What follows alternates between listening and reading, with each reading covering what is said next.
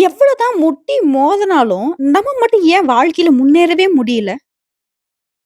அந்த அளவுக்கு என்ன நம்ம சோம்பேறியா? இல்ல அந்த அளவுக்கு ஏதாவது நம்ம பெரிய பாவம் பண்ணிட்டோமா? ஏன்? சட்டுன்னு பார்க்குறோம், இப்பதான் படிச்சு முடிச்சிருக்கிறான், நல்ல வேலைக்கு போயிடுறான், நல்ல எல்லா வசதி வாய்ப்பும் அவங்களுக்கு அமைஞ்சிருது. நம்மளும் பார்க்குறோம், விவரம் தெரிஞ்சதுலருந்து மாடா உழைச்சுட்டு தான் இருக்கோம். மேஷ ராசிக்கு மட்டும் ஏங்க முன்னேற்றம் இல்ல? அப்படி என்ன நம்ம பாவம் பண்ணிட்டோம்?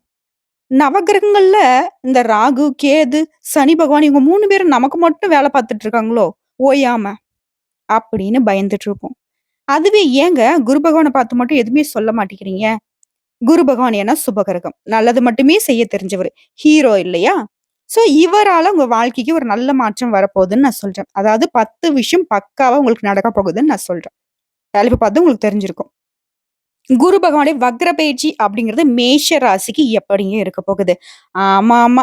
குரு பகவானுடைய பெயர்ச்சியே எனக்கு அமோகமா காட்டிட்டு, இதுல குரு பகவான் வக்ர பயிற்சி வேறயா? இந்த ஆளு முன்னாடி நடந்தாலே எனக்கு நல்லது பண்ணல. இந்த ஆள் பின்னாடி நகர்றது வேற எனக்கு நல்லது நடக்க போகுதான்னு யோசிப்பீங்க. இல்லைங்க. குரு பார்க்க கோடி நன்மைன்னு நம்ம சொல்லுவோம். குரு பகவான் இருக்கிற இடத்த விட அவருடைய பார்வைக்கு பலம் அதிகம்னு சொல்லுவோம். சோ இவ்வளவு நாளா உங்களுக்கு குரு பயிற்சி எந்த ஒரு நல்லதும் செய்யலன்னு நெனச்சீங்களா? வரக்கூடிய குரு பகவானுடைய வக்ர பயிற்சி, இவருடைய பின்னோக்கி நகர்வு உங்களுக்கு 10 விஷயத்த பக்காவா குடுக்க போறாங்க. அதாவது நல்ல விதமா. முக்கியமா ஷார்ட் அண்ட் ஸ்வீட்டா நான் சொல்றேங்க. குரு பகவானுடைய வக்ர பேச்சு அப்படிங்கிறது மேஷ ராசிக்கு வாழ்க்கையே மாறப்போகுதுங்க. உங்ககிட்ட இதுவரைக்கும் கடன் வாங்கி கொடுக்காதவங்க கூட வீடு தேடி கொடுத்துட்டு போவாங்க. "எப்பா உன் காச நீயே வச்சுக்கோப்பா. எம்மா இந்தாம்மா உன் காசு" அப்படின்னு தேடி குடுப்பாங்க. லாட்டரி அடிக்கக்கூடிய யோகங்கள் இருக்குங்க. "நீ சொல்ட்டல்லம்மா, இப்பயே போய் லாட்டரி வாங்கிடுறேம்மா" அப்படின்னு மட்டும் பண்ணிடாதீங்க. எப்பவுமே சூதாட்டம் மாதிரியான இருக்கக்கூடிய விஷயங்கள்ல நீங்க இன்வால்வ் ஆகக்கூடாதுங்க. ஏன்னா நீங்க முருகப்பெருமானுடைய அனுகிரகம் படைச்சவங்க.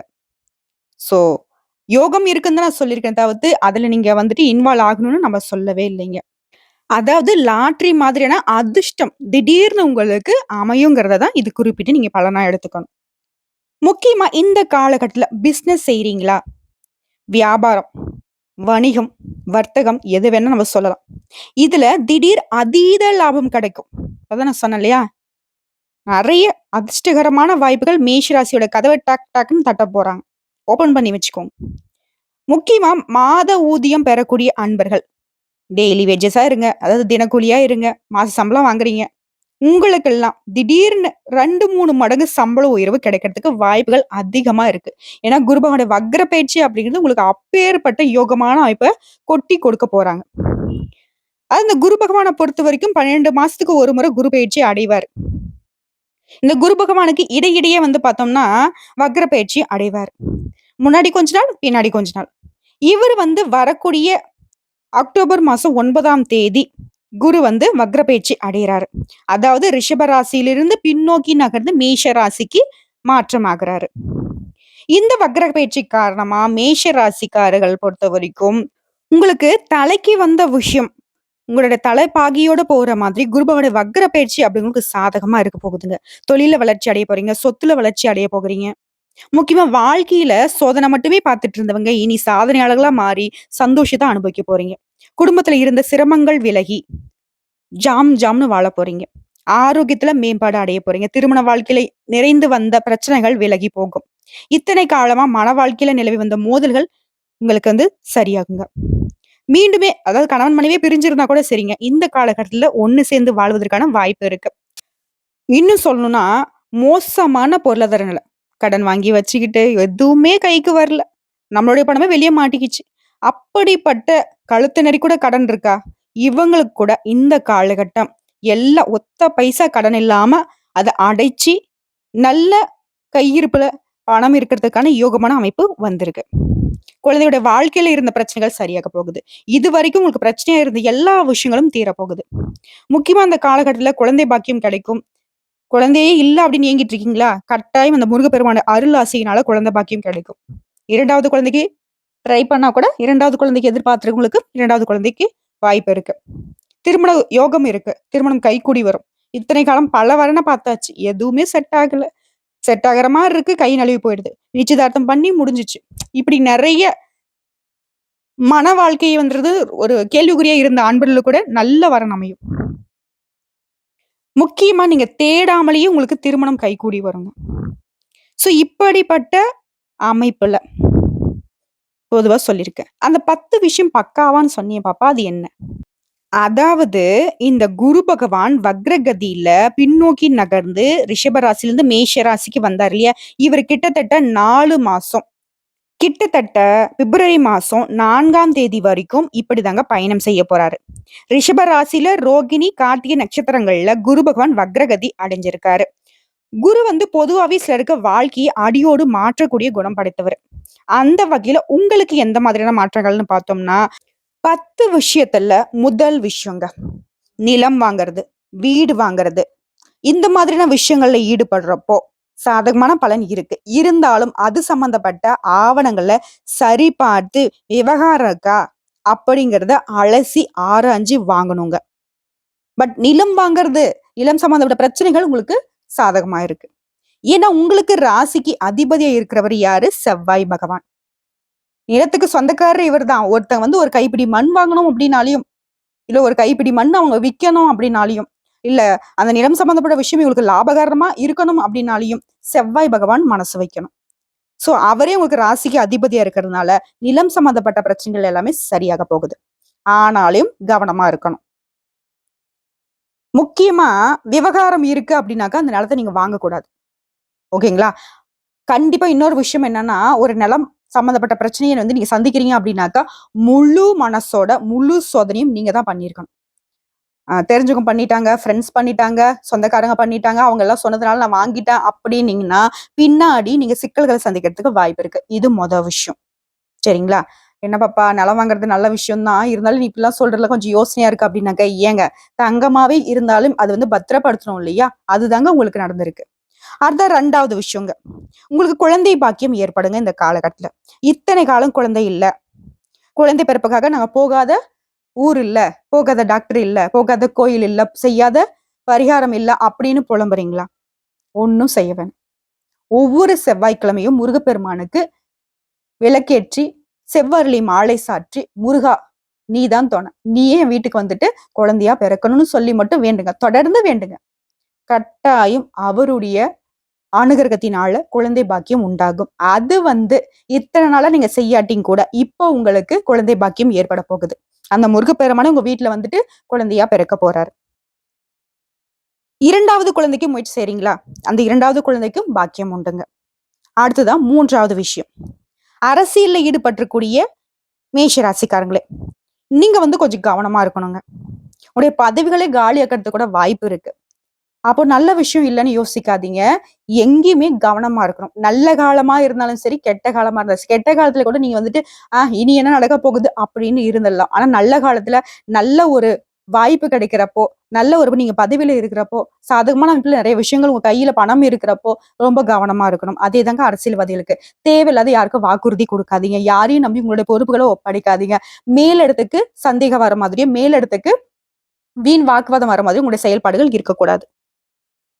முக்கியமா வரக்கூடிய வாய்ப்புகள் அதிகமா இருக்கு. அத பயன்படுத்திக்கோங்க. இத மட்டும் சரியா செஞ்சுட்டீங்க அப்டின்னாக்கா, பதவிகள் உங்களுக்கு தேடி வரும். மேலிடத்துல உங்களுடைய மதிப்பு, மரியாதை உயரும். உங்க கூட வேலை செய்யறவங்க கிட்ட ரொம்பவே கவனமா இருக்கணும். அப்பதான் சொன்னேன். நம்ம கூட நல்லா பேசுற மாரி இருப்பாங்க. ஆனா நம்மள பத்தின ரிப்போர்ட்ஸ் வந்து பாத்தீங்கன்னாக்கா, தாறுமாறா வேற மாரி போட்டு குடுத்துட்டு இருப்பாங்க. எல்லா இடங்கள்லயும் ரொம்பவே கவனமா இருந்தா மட்டும் போதும். அரசியல்வாதிங்க வெற்றி கொடி நாட்டிறலாம். அடுத்ததான் 4வது விஷயம். தொழில்ல வளர்ச்சி இருக்குது, சொத்து வளர்ச்சி இருக்குது. குரு பகவான பொறுத்தவரைக்கும் உங்க வாழ்க்கை சோதிக்கிற மாரி இருந்தாலும், அந்த சோதனைகள் எல்லாமே சாதனையா மாற்றியும் கொடுக்கிறார். பட் என்ன உங்ககிட்ட வந்து பாத்தீங்கன்னா, அந்த பொறுமை இருக்கா? உழைப்பு இருக்கா? அப்படிங்கிறத கொஞ்சம் சோதி பாருங்க. அடுத்தது ஆரோக்கியத்த பொறுத்தவரைக்கும் நல்ல முன்னேற்றம் உண்டு. குடும்பத்துல இத்தனை நாளா இருந்து வந்த சிரமங்கள் விலக ஆரம்பிக்கும். தலைக்கு வந்த பிரச்சனை, தலையே போக போதுடா, என் வாழ்க்கையே முடிஞ்சுச்சுடா அப்படின்னு நீங்க நெனச்ச பிரச்சனை கூட, அப்படியே என்ன சொல்றது? தலைமுடிய தொட்டுட்டு போன மாதிரி. லைட்டா கூட இல்ல. உங்கள தொடாத மாதிரி கூட தான் போயிடும். சறுக்குன்னு போயிடும். அப்படி உங்க தலைக்கு வந்த பிரச்சனை கூட காணாம போகும். 4வது விஷயம் சாதகமே. அடுத்த 5வது ஒரு விஷயம். திருமண வாழ்க்கையில இருந்து வந்த பிரச்சனைகள் எல்லாமே சரியாக போகுது. இத்தனை காலமா மன வாழ்க்கையில நிலவி வந்த மோதல்கள் முடிவுக்கு வரப்போகுது. மீண்டும் கணவன் மனைவிக்கிடையே ஒற்றுமை பலப்பட போகுது. நீயா நானா?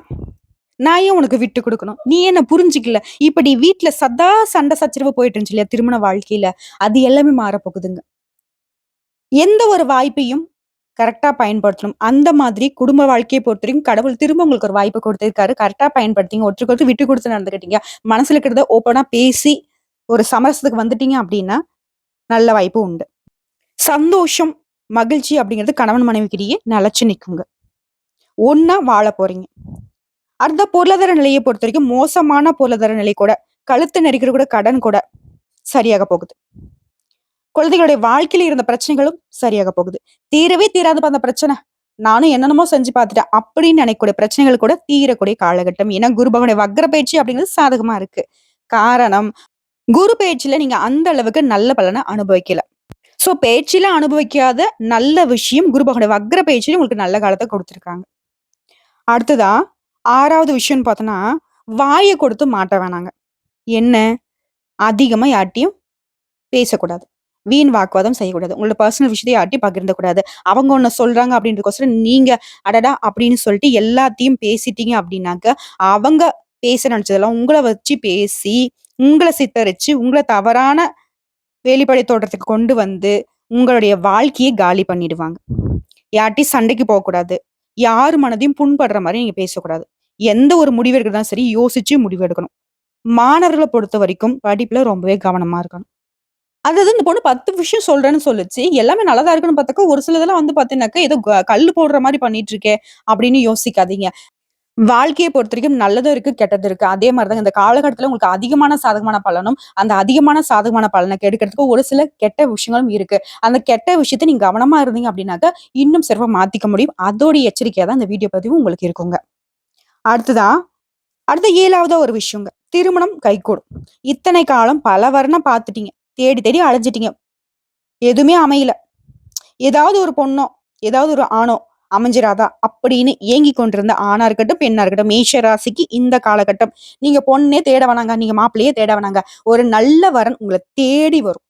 அந்த வரன் வந்து பார்த்தீங்கன்னாக்க, உங்களுக்கு பொருத்தமான அதாவது 10 பொருத்தம் பக்காவா அமைஞ்சிருக்குப்பா அப்படின்னு சொல்லுவாங்களே, அந்த மாதிரி உங்களுக்கு தகுந்த மாதிரியான ஒரு நல்ல வரன் அமையுங்க. திருமண யோகம் உண்டு. அடுத்த 8வது ஒரு விஷயங்க. யாருக்குமே எந்த ஒரு வாக்குறுதியும் குடுக்கக் கூடாது. உங்களுக்கே அந்த வாக்குறுதி எதிரா மாறலாம். அதாவது உங்களுடைய சூழ்நிலை அறிஞ்சு நீங்க வந்து வாக்குறுதி குடுக்குறீங்க. ஆனா, அவங்களுக்கு குடுத்த வாக்குறுதிய காப்பாத்த முடியாம போறதுக்கான சூழ்நிலை கூட மாறும்ங்கிறத நீங்க வச்சுக்கணும் மனசுல. எப்படின்னா, ஒருத்தங்களுக்கு நீங்க பணம் குடுத்து நான் உதவி செய்றேன்ப்பான்னு சொல்லிடுறீங்க. அவங்களும் உங்கள நம்பி வராங்க.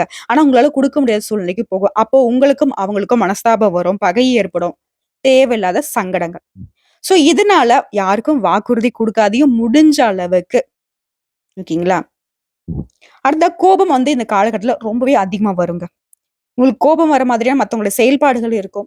நேச்சுரலாவே சின்ன சின்ன விஷயத்துல உங்களுக்கு கோபம் வரும். சோ இந்த காலகட்டத்தில கோபத்த உங்க கட்டுக்குள்ள வச்சுக்கணும்.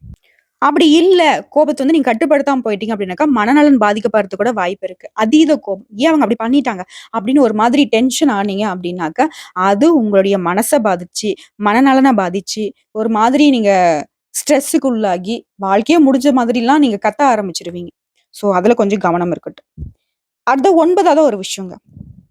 உங்ககிட்ட இதுவரைக்கும் கடன் வாங்கிட்டு, ஏமாத்திக்கிட்டு, இன்னைக்கு, நாளைக்கு, நீ எப்ப குடுத்த? நான் எப்ப உன்கிட்ட வாங்குனேன்? இந்த மாதிரி நெறைய பேர் ஏமாத்திட்டே போயிட்டாங்கன்னு வச்சுக்கோங்களேன். போச்சு என் வாழ்க்கையே முடிஞ்சுச்சுலாம்ன்னு நெனச்சிருப்பீங்க. என்னுடைய எத்தன வருஷம் உழைப்புங்க அது. என்னுடைய எப்படிப்பட்ட சேமிப்பு தெரியுமா? நான் அது எதுக்காண்டி நான் வச்சிருந்தேன் தெரியுமா? இப்ப எனக்கு அவசரங்க, தேவைங்க. நான் போய் கேட்டு பார்த்தேன், கெஞ்சி பார்த்தேன். என்னுடைய பணத்த திருப்பி குடுக்கல. இப்படிலாம் பணத்த வெளியில குடுத்து மாட்டிக்கிட்டு முழிச்சுட்டு இருந்த மேஷ ராசிக்கு, இந்த காலகட்டத்த அவங்களே உங்கள தேடி வந்து உங்க பணத்த வந்து உங்க கையில ஒப்படைப்பாங்க. அப்படிப்பட்ட ஒரு அமைப்புல கடவுள் வந்து உங்களுக்கு துணை நிக்கிறாரு. குரு பகவான் வக்ரகதியில உங்களுக்கு அமோகமான வாய்ப்ப குடுக்குறாரு. லாட்டரில ஒரு 10,00,00,000 விழுந்தா எப்படி இருக்கும்? அந்த மாதிரி நிறைய திடீர் திடீர் அதிர்ஷ்ட வாய்ப்புகள் உங்கள தேடி வரும். நீங்களே ஆச்சரியப்படக்கூடிய அளவுக்கு உங்க வாழ்க்கையே சீரும் சிறப்புமா மாத்தி குடுக்குறாருங்க, இந்த குரு பகவான் வக்ரகதியில உட்கார்ந்துட்டு. அடுத்த 10வது ஒரு விஷயங்க. பிசினஸ் மூலம் திடீர் அதீத லாபம் கிடைக்கும். மாசம் ஊதியம் பெறவங்க, தினக்கூலிக்காரங்க எல்லாருக்குமே 2, 3 மடங்கு சம்பளம் அதிகரிக்க போகுது. இத்தன நாளா ஒரு நாளைக்கு வந்து ரூ. 100 கூலி வாங்கிட்டு இருந்தேன். திடீர்னு கூப்பிட்டு முதலாளி சொல்றாரு. ரூ. 500 உன் சம்பளம். நல்லபடியா ஒர்க் பாருப்பா அப்படின்னு சொன்னா நீங்க எப்படி உழைப்பீங்க? ஒரு நாள் லீவ் போடுறதுக்கு உங்களுக்கு மனசு வருமா?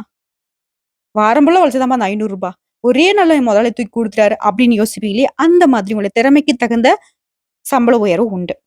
பண விஷயத்துல பக்காவா இருக்குங்க. குரு பகவானுடைய வக்ரகதி அப்படிங்கிறது கோடான கோடி பலன உங்களுக்கு குடுத்துருக்கு. பொருளாதார ரீதியா எந்த கொத்தவும் குறையும் கிடையாது. என்ன கொஞ்சம் கோவம் தான் வரும். தங்கமான மனசு கொண்ட மேஷ ராசிக்கு கொஞ்சம் கோவம் மட்டும் ஜாஸ்தி வரும். கொஞ்சம் கண்ட்ரோல்ல இருங்க. ஏற்கனவே திருமணம் ஆயிடுச்சு. கணவன் மனைவிக்கிடையே வந்து பிரச்சனைனால தனித்தனியா பிரிஞ்சிருக்கீங்க. யாராலயோ பிரச்சனை. 3வது மனுஷனாலே பிரச்சனை. அந்த மாதிரி சூழ்நிலை. நீ வேணா, நான் வேணான்னு பிரிஞ்சுட்டீங்க. வேணா டிவோர்ஸ் ஆயிடுச்சுன்னு நெனைக்கிறவங்க கூட, திரும்பவும் ஒன்று சேர்ந்து வாழ்வதற்கான சூழ்நிலை இந்த காலகட்டத்தில இருக்கு. மேலும் சில கடுமையான கடன் சூழ்நிலையில மாட்டிக்கிட்டு முழிச்சிட்டு இருந்தீங்க. எவ்வளவு சம்பாதிச்சாலும் பத்தல அப்படின்னு நெனைச்சவங்களுக்கு கூட இந்த நிலை மாறுங்க. சகல விதங்கள்லயும் குரு பகவானுடைய வக்ர பயிற்சி அப்படிங்கிறது, இந்த வக்ர நிலை அப்படிங்கிறது, வக்ரம் அப்படிங்கிறது மத்தவங்களுக்கு சாதகமா இல்லாட்டி போனாலும், மேஷ ராசிக்கு சாதகமான அமைப்புல இருக்குது முருகப்பெருமானுடைய அருள் ஆசியினால. ஏன்னா, நீங்க இந்த காலகட்டத்தில யார வழிபாடு செய்யணும் தெரியுங்களா? திருச்செந்தூர்ல வீற்றிருக்கக்கூடிய முருகப்பெருமான வழிபாடு செய்யணும். இந்த வீடியோ பதிவு பார்க்கக்கூடிய இந்த தருணத்த சொல்லுங்க. ஓம் முருகப்பெருமானை போற்றி போற்றி, திருச்செந்தூரில் வீற்றிருக்கக்கூடிய செந்தில் ஆண்டவனே போற்றி போற்றி. ஏன்னா, குரு பகவான் வந்து நம்முடைய திருச்செந்தூர்ல வீற்றிருக்கக்கூடிய செந்தில் ஆண்டவருக்கு அரக்கன அழிக்கிறதுக்கு, அசுரன அழிக்கிறதுக்கு யோசனை சொன்னதே குரு பகவான் தாங்க. அவருடைய ஆசியினால தான் நம்முடைய முருகப்பெருமான் அந்த அசுரன வதம் செஞ்சாராம். சோ, அதனால தான் நம்ம முருகப்பெருமான் வந்துட்டு குரு பகவானுக்கு இணையா அந்த வந்து காட்சி அளிக்கிறாரு. அங்க போனீங்க அப்படின்னா, அடி பாதாளத்துல இருக்கக்கூடிய உங்க வாழ்க்கை கூட மேலுக்கு வந்துருங்க. எல்லா இடங்கள்லயும் முருகப்பெருமானுடைய ஆலயம் அப்படிங்கிறது மலை மேல இருக்கு. ஆனா, அங்க மட்டும் பார்த்தீங்கன்னா, கடல் மட்டத்துல இருந்து கீழ இருக்கு. வாழ்க்கையில வந்துட்டு அடிமட்டத்துல இருக்கிறவங்களுக்கு வந்து கை கொடுத்து தூக்கி விட தான் அவரு வந்துட்டு அந்த மாதிரி கோலத்துல காட்சி அளிக்கிறார். குரு பகவானும், முருகப்பெருமானும் சேர்ந்த மாதிரி காட்சி அளிக்கிறது தாங்க திருச்செந்தூர் முருகப்பெருமானுடைய வழிபாடு. சோ, முடிஞ்சது அப்படின்னாக்க, போய் அவர வழிபாடு செய்யுங்க. அப்படி முடியாத பட்சத்துல வீட்ல இருந்தே வழிபாடு செய்யுங்க. தூண்லயும் இருக்கிறவங்க, துரும்புலயும் இருக்கிறவங்க தான் நம்மளுடைய கடவுள்கள். "ஓடி வா முருகா, ஓடி வா கந்தா" அப்படின்னு சொல்லிட்டு நீங்க ஓடி வர சொன்னாலும் சரி, இல்ல முருகா முருகான்னு உருகி உருகி நீங்க வேண்டுனாலும் சரிங்க. கூப்பிட்ட குரலுக்கும் சரி, கூப்பிடாம மனசுல நெனச்சாலும் சரி, முருகப்பெருமான் எப்பவுமே மேஷராசிக்கு பக்கபலமா நிக்கிறாருங்க. "வேலுண்டு வினையில்லை, மயிலுண்டு பயமில்லை, கந்த கடவுள் இருக்க, கவலை எதுக்கு?" கம்பீரமா தலை நிமிர்ந்து சந்தோஷமா அடுத்த 4 மாதங்கள் குரு பகவானுடைய வக்ர பயிற்சிங்கிறது மேஷ ராசிக்கு யோகமான காலகட்டமும் பிறந்திருக்கிறதுனால பயன்படுத்திக்கோங்க. நம்முடைய வீடியோ பதிவு பிடிச்சிருந்தா வீடியோக்கு லைக் பண்ணுங்க, நம்ம சேனல் சப்ஸ்கிரைப் பண்ணுங்க, மேலும் பிடிச்சவங்க ஃப்ரெண்ட்ஸ் அண்ட் ஃபேமிலிக்கு ஷேர் பண்ணுங்க. இன்னைக்கும் சரி, இனி வரக்கூடிய எல்லா நாட்களுமே உங்களுக்கு யோகமான நாட்களா இருக்க போகுது. அதிர்ஷ்டம் தரக்கூடிய நாட்களாக அமைய போகுது. தவறாம முருகப்பெருமானுடைய வழிபாடுடன் சேர்த்து வியாழக்கிழமைகள்ல நவகிரகங்களை வீற்றக்கூடிய குரு பகவானுக்கும் தட்சிணாமூர்த்திக்கும் நெய் தீபம் ஏற்றி அல்லது நல்லெண்ணெய் தீபம் ஏற்றி வழிபாடு செய்ய இன்னும் கூடுதல் சிறப்பான பலன்கள் உங்களை வந்து சேருங்க. வாழ்க வளமோடு நலமோடு வாழ்க வாழ்க பல்லாண்டு வாழ்த்துக்கள். மேஷ ராசிக்கு குரு பகவானுடைய வக்ர பயிற்சி அப்படிங்கிறது ஒரு சிறந்த காலகட்டமா அமைய போகுது. இந்த 4 மாசம் அப்படிங்கிறது இனி வரக்கூடிய நாட்கள் எல்லாத்தையுமே நல்ல விதத்துல மாற்றி கொடுக்க போகுது. பயன்படுத்திக்கோங்க மேஷ ராசி அன்பு சொந்தங்களே.